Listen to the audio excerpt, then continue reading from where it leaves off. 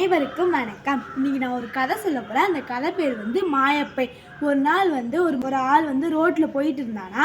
அப்போ அங்கே ஒரு பை கிடந்தது. அந்த பையை எடுத்து திறந்து பார்த்தா அதில் ஒரு தங்க நாணயம் இருந்தது.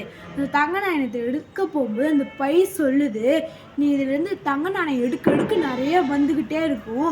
ஆனால் இதை நீ செலவு பண்ணணும்னு நினச்சின்னா என்ன தண்ணியில் தூக்கி போட்டதுக்கப்புறம் தான் நீ யூஸ் பண்ணணும்னு அப்படி அந்த பை சொல்லுது. இல்லைன்னா சாம்பலாக போயிடும் அந்த தங்க நாணயம் தான் சொல்லுது. அப்புறம் அந்த மனுஷனும் அந்த பையை எடுத்துக்கிட்டு வீட்டுக்கு போகிறான்.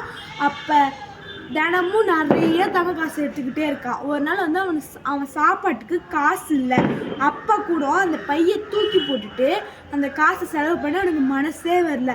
அப்புறம் பிச்சை எடுத்து தான் சாப்பிட ஆரம்பிக்கிறான். அதேமாதிரி கொஞ்ச நேரம் போனதுக்கப்புறம் அவனுக்கு ரொம்ப உடம்பு சரியில்லாமல் போயிடுது. அப்போ கூட அவன் அந்த பையை தூக்கி போட்டு இந்த காசு யூஸ் பண்ணணும் அப்படின்ற அவனுக்கு ஒரு மனசே வரல. அதுக்கப்புறம் ஒரு 2-3 நாள் கழித்து அவன் இறந்துடுறான்.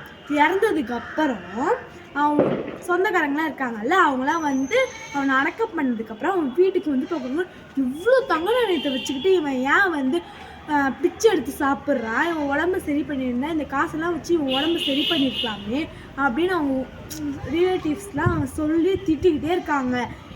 இதுதான் இந்த கதையோட எண்டு. இதுலேருந்து நம்ம என்ன தெரிஞ்சுக்கிறோன்னா, இந்த காலத்து மனுஷங்க காசு சம்பாதின்னு ஓடிக்கிட்டே இருக்காங்க. உங்கள் ஹெல்த்து எதுவுமே அவங்க கண்டுக்க மாட்டுறாங்க. இந்த கதை எனக்கு ரொம்ப பிடிச்சிருக்கு. உங்களுக்கும் பிடிக்கும். நன்றி, வணக்கம்.